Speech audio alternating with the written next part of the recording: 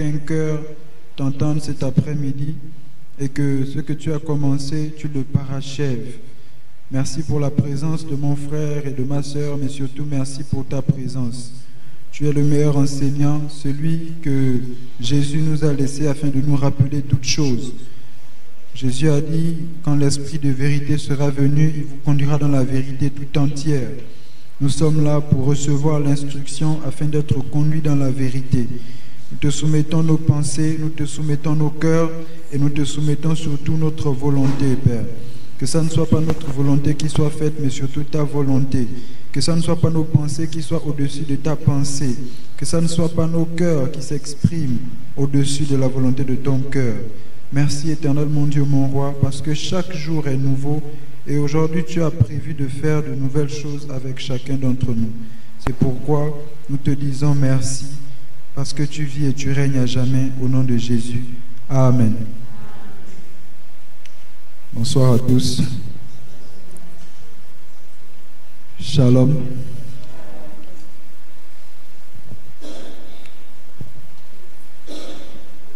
Alors aujourd'hui, nous allons continuer avec la thématique que nous avons débutée il y a de cela maintenant 3 semaines aujourd'hui, notamment la volonté de Dieu.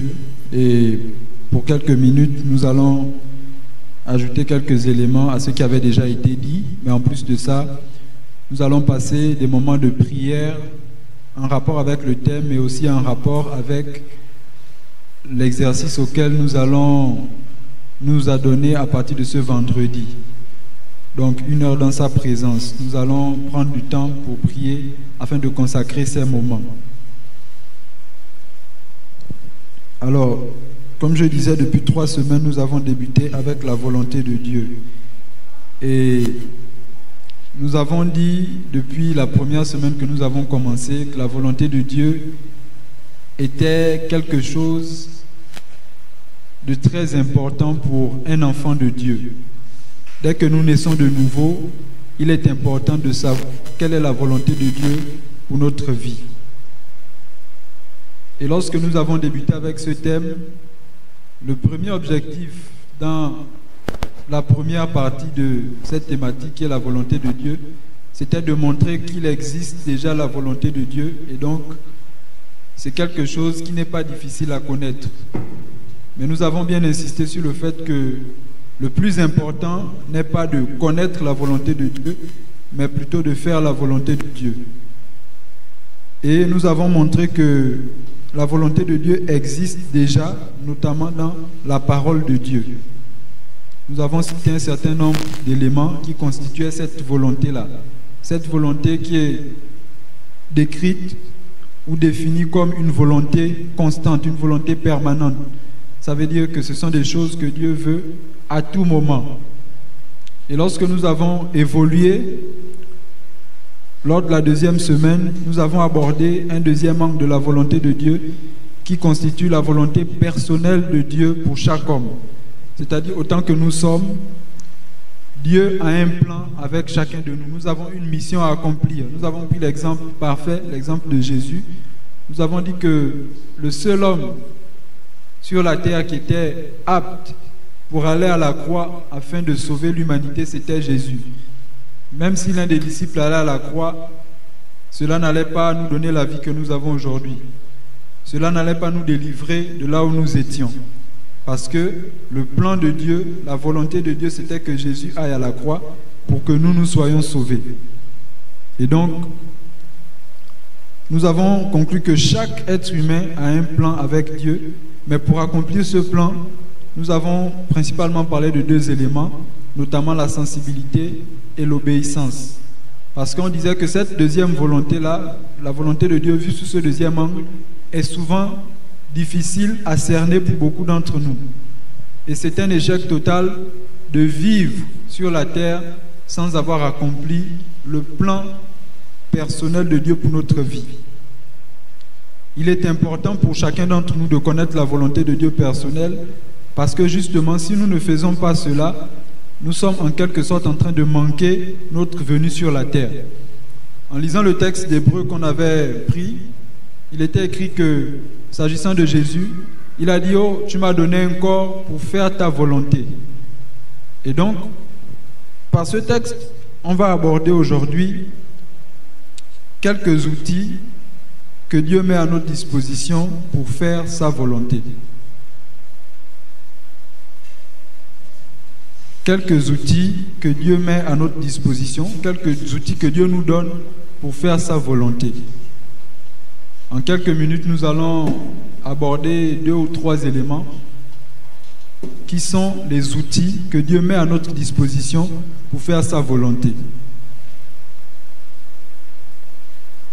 En tant que chrétien, il est important que nous fassions la volonté parfaite de Dieu. Et c'était la question qui avait été posée la semaine dernière, de savoir que parmi nous, on écoute souvent la volonté parfaite et la volonté permissive. Et le pasteur a bien argumenté en disant qu'il est important pour nous, sinon la volonté de Dieu, c'est qu'on soit dans son plan parfait. Ce n'est pas qu'on fasse une volonté permissive.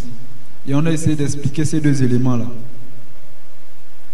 Et lorsqu'on décide d'entrer dans le plan de Dieu, lorsqu'on décide de faire la volonté de Dieu, Dieu nous donne des outils pour accomplir sa volonté. L'objectif donc d'aborder cette partie de la volonté de Dieu, c'est de nous montrer que pour faire la volonté de Dieu, ce n'est pas simplement nous-mêmes qui le décidons comme ça avec notre force, avec l'intelligence que nous avons, et on se dit là on peut faire la volonté de Dieu, on est déjà guéri. Non. Si on considère la volonté de Dieu comme une mission que nous avons, si on considère Dieu comme celui qui nous confie la mission, on doit aussi donc comprendre que pour accomplir cette mission, il y a un certain nombre d'éléments dont nous avons besoin, il y a un certain nombre d'éléments qu'il nous faut pour accomplir parfaitement le plan de Dieu. On peut prendre l'image d'un président de la République qui envoie peut-être des ministres ou qui envoie des commandos. On va par exemple constater que l'un des éléments qu'ils ont souvent à leur disposition, c'est un laissez-passer. Vous allez remarquer sur la voiture, c'est souvent écrit « laissez-passer ». Et ce petit mot-là permet à tous ceux qui font la mission de passer toutes les barrières. S'il y a un contrôle, s'il y a quelque chose, ils ont l'autorisation de passer. Ils ont une autorisation express de pouvoir passer. Et donc, c'est une force qu'ils ont. Et nous, en tant que chrétiens, il y a des éléments, il y a des ingrédients que Dieu nous donne qui nous permettent de pouvoir accomplir la volonté de Dieu, de pouvoir faire la volonté de Dieu. Et ce sont ces éléments-là que nous allons voir. Ils sont importants parce que je disais, on ne peut pas faire la volonté de Dieu telle que nous sommes, nous-mêmes en tant qu'hommes. Même Jésus est venu sur la terre, il avait besoin d'un certain nombre d'éléments pour accomplir la volonté de Dieu. Et sans ça, ça devient plus difficile pour nous si on n'a pas ces éléments-là. Si on ne comprend pas ces éléments-là, il sera difficile. Quand même on aura su quelle est la volonté de Dieu, quand même on aura su quel est le rôle qu'on a à jouer sur terre, il sera difficile pour nous de pouvoir accomplir la volonté de Dieu parfaitement. Parce que ces éléments-là sont très importants pour nous, en tant que chrétiens, en tant que missionnaires, en tant que personnes envoyées pour accomplir la volonté de Dieu. Et donc je disais, ce sera à peu près 2 ou 3 éléments peut-être. Premièrement, nous allons lire un texte, ou peut-être 1 ou 2 textes. Nous allons lire Exode 31, verset 2. Nous allons lire 1 Corinthiens 12, je crois les 7 premiers versets. Nous allons également lire Acte 1, verset 8. Donc nous commençons par Exode 31, verset 1 à 3. Je vais lire ici Exode 31, verset 1 à 3. L'Éternel parla à Moïse et dit: sache que j'ai choisi Betsalel, fils d'Uri, fils de Hur, de la tribu de Juda. Verset 3. Je l'ai rempli de l'Esprit de Dieu, de sagesse, d'intelligence et de savoir pour toutes sortes d'ouvrages. Je vais quand même lire le verset 4 et 5 parce que c'est là où le point arrive. Je l'ai rendu capable de faire des inventions, de travailler l'or, l'argent et les reins, de graver les pierres à enchâsser, de travailler le bois et d'exécuter toutes sortes d'ouvrages. Alléluia. Nous allons lire également 1 Corinthiens 12, versets 1 à 7. 1 Corinthiens 12, à partir du verset 1 au verset 7. Pour ce qui concerne les dons spirituels, je ne veux pas, frères, que vous soyez dans l'ignorance. Vous savez que lorsque vous étiez païens, vous vous laissiez entraîner vers les idoles muettes selon que vous étiez conduits. C'est pourquoi je vous déclare que nul, s'il parle par l'Esprit de Dieu, ne dit « Jésus est anathème » et que nul ne peut dire « Jésus est le Seigneur » si ce n'est par le Saint-Esprit. Il y a diversité de dons, mais le même Esprit. Diversité de ministères, mais le même Seigneur. Diversité d'opérations, mais le même Dieu qui opère tout en tous. Or, à chacun, la manifestation de l'Esprit est donnée pour l'unité commune. Pour l'utilité commune, pardonnez-moi. Alléluia. Ensuite, le troisième texte, je disais, c'est Actes. C'est pour la plupart des textes que nous connaissons. Acte 1, verset 8.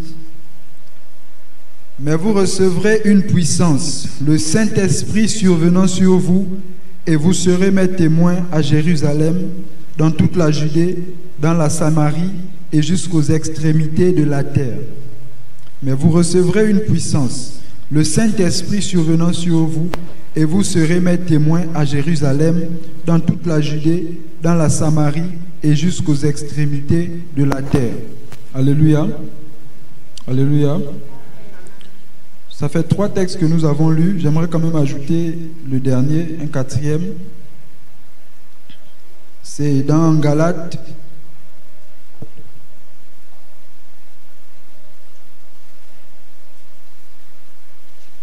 Galates 5, 22. Galates 5, 22.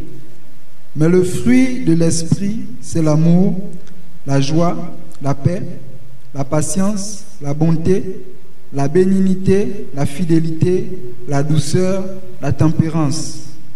Mais le fruit de l'esprit, c'est l'amour, la joie, la paix, la patience, la bonté, la bénignité, la fidélité, la douceur, la tempérance. Ce sont 4 textes que nous avons lus et on va essayer de commenter quelques-uns pour justement montrer ces éléments-là dont on a besoin pour accomplir la volonté de Dieu, pour accomplir le plan pour lequel nous existons sur la terre. Et le premier élément que j'ai cité ici, en 1, on dira les hommes contemporains et ou précurseurs. Sinon, la première catégorie d'éléments, je dis première parce que c'est ce que j'ai noté en premier, ce n'est pas par ordre d'importance. Mais s'il y a une chose, s'il y a bien des choses que Dieu met à notre disposition pour accomplir sa volonté, ce sont les hommes. L'important de ce point, c'est de montrer que quand même Dieu nous donne un plan, quand Dieu nous donne une mission, quand Dieu nous permet d'accomplir sa volonté, il n'est pas souvent évident d'aller au bout de la mission tout seul. C'est un appel à l'unité en quelque sorte. C'est un appel à la collaboration surtout. Il y a beaucoup d'exemples. Et s'il faut continuer avec l'exemple de Jésus, on va se rendre compte que Jésus est venu sur la terre pour accomplir la volonté de Dieu, aller mourir à la croix pour que nous soyons sauvés. Mais ce même Jésus-là, tout puissant, a quand même pris autour de lui des disciples. Et on parle souvent de 12 disciples, mais il y avait bien plus que 12 disciples. J'entends souvent par certains orateurs dire que Jésus c'était carrément toute une institution, parce qu'il avait beaucoup de gens qui étaient autour de lui. Pourtant, c'était lui qui avait la mission d'aller mourir à la croix. C'était à lui que revenait la charge d'aller mourir à la croix pour chacun de nous. Mais il n'était pas seul. Et donc, il faut que nous, en tant que chrétiens, soyons conscients que même quand Dieu nous donne une mission, quand Dieu se révèle à nous, le but qu'on doit accomplir, on n'est pas seul, on ne l'accomplit pas seul. On doit toujours être prêt à collaborer avec d'autres personnes qui vont nous aider. On doit toujours être prêt à collaborer avec d'autres personnes qui seront là pour nous aider à accomplir la mission que Dieu nous a confiée. Et le premier texte que nous avons lu, c'est le texte d'Exode. Lorsqu'on arrive sur cette partie, en lisant les versets qui viennent avant, le texte, l'écrit qui se répète beaucoup, c'est le premier verset qu'on a lu. C'est écrit, l'Éternel parla à Moïse et dit. Nous sommes au chapitre 31. Si on commence à lire au chapitre 28 peut-être, ou 27, Dieu dit beaucoup de choses à Moïse. Il parle de l'habit des fils d'Aaron, des sacrificateurs. Il parle de la tente d'assignation. Il parle du tabernacle. Il parle d'un certain nombre d'éléments. Il dit comment ce sera. Il montre à Moïse le plan de tout ce qui va se faire. Mais arrivé au chapitre 31, l'Éternel parla à Moïse et dit, ce ne sera pas toi qui vas faire ces choses. En fait, il dit à Moïse que tu as reçu le plan, c'est vrai. C'est toi le chef de la mission. Mais pour accomplir cette mission-là, j'ai rempli quelqu'un d'autre de mon esprit pour pouvoir l'accomplir. Et donc le plus souvent dans notre marche avec Dieu, le plus souvent dans notre vie, c'est comme ça que Dieu agit. Il nous fait collaborer avec des personnes. Il nous met en face de certaines personnes. Il nous place au milieu de certaines personnes et ce sont des hommes. Et dans le point, je disais, ce sont des hommes qui peuvent être nos contemporains. Ça veut dire des personnes qui vivent dans le même temps que nous. Mais ces personnes peuvent être aussi des précurseurs. On a vu par exemple le cas avec Jean-Baptiste et Jésus. Pourtant, c'est Jésus qui devait accomplir la volonté de Dieu. Mais avant que Jésus n'arrive, il y a eu Jean-Baptiste qui est venu comme pour préparer le chemin. Et donc, il est important pour nous de pouvoir collaborer non seulement avec les personnes qui sont avec nous, mais même avec les idées que les autres ont laissées. Souvent, la volonté de Dieu, quand on vient faire le plan, la mission que Dieu nous donne, c'est une continuité de quelques éléments que certains ont déjà laissés. Et parfois, nous, on refuse ça. En tant que chrétiens, on pense souvent que la meilleure des choses à faire, c'est toujours l'innovation. En réalité, dans l'innovation, on a toujours besoin de collaborer avec d'autres. Les plus grandes réussites sur la terre où nous sommes, les plus grands projets qu'on a vus qui ont réussi, n'émanent pas souvent du chef d'une seule personne. Il y a souvent plusieurs personnes. Quand on regarde par exemple un film télévisé, on voit un acteur principal, mais même les figurants ont un rôle à jouer. Il y a des personnes qui sont derrière la caméra qu'on ne voit pas. Il y a des personnes qui conseillent dans le secret. Il y a des personnes qui sont là juste pour attraper la lumière. Il y a des personnes qui sont là juste pour attraper les perches, les micros. Mais tout ceci pour faire réaliser une seule chose, pour mettre en lumière parfois une seule personne. Mais souvent, on refuse de collaborer avec d'autres personnes. Alors que dans le plan de Dieu, pour qu'on accomplisse notre mission, il faut qu'on collabore. Le psalmiste dit quelque part dans les psaumes, je crois, 133, 7 ou 3, il dit « Dieu a montré son plan à Moïse et sa gloire au peuple d'Israël. » Dieu a montré son plan à Moïse et sa gloire au peuple d'Israël. Toutes les personnes que Dieu a utilisées dans la Bible. Prendre même le cas de Moïse, là, c'était le cas du tabernacle. Quelque part, il y a une partie où ils doivent combattre, ils sont au combat. Et là encore, on voit que c'est Moïse qui a reçu la mission, mais au début, d'abord, Dieu lui donne son frère, Aaron. C'est avec lui qu'il part dans la mission parce que lui, il avait des difficultés à bien s'exprimer. Pourtant, c'est à Dieu que Moïse s'est révélé. Et donc, nous, en tant que chrétiens, on doit souvent accepter de collaborer. Lorsque Dieu nous donne une volonté à accomplir, très souvent, il met des hommes sur notre chemin. Très souvent, il nous place à côté de certaines personnes qui vont peut-être nous booster. Il nous place souvent à côté de certaines personnes qui vont nous enseigner. Il nous place à côté de certaines personnes qui vont canaliser souvent même nos élans. Et donc, c'est important pour nous de considérer les personnes qui sont autour de nous lorsqu'on a un plan à réaliser, lorsqu'on a une volonté à accomplir. La deuxième chose que j'aimerais aborder, c'est ce que nous avons lu dans aussi bien 1 Corinthiens que Galates. 1 Corinthiens nous parle des dons. Paul dit au départ que pour ce qui concerne les dons spirituels, je n'aimerais pas que vous soyez dans l'ignorance. Et Galates nous parle du fait et le fruit de l'esprit. Il faut s'entretenir.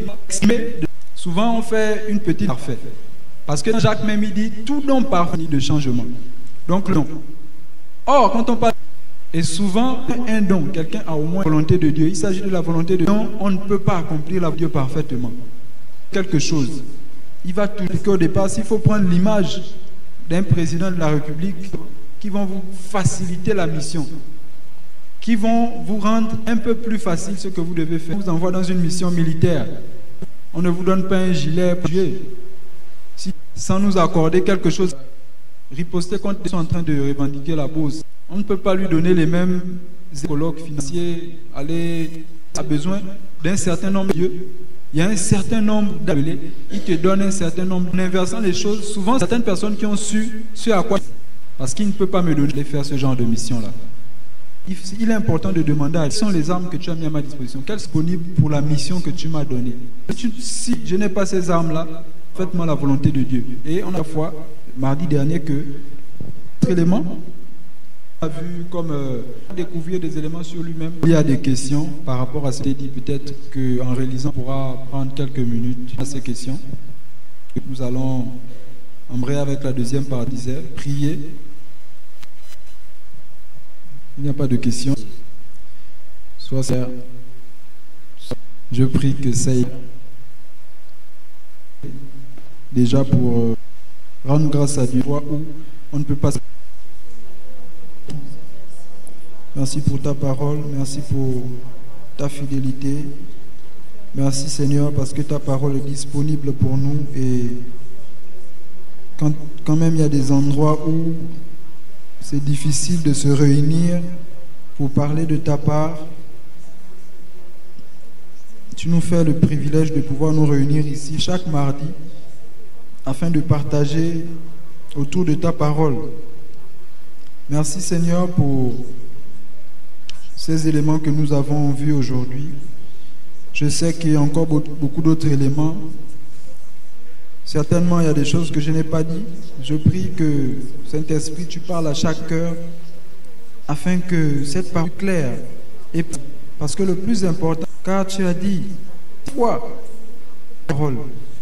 La famille, lorsque nous pratiquons ta parole, Seigneur, non pas seulement nous limiter à l'écoute, mais surtout arriver à la pratique. Ma prière, Seigneur, la parole quotidiennement, qui nous envoie chaque jour. Et si quelqu'un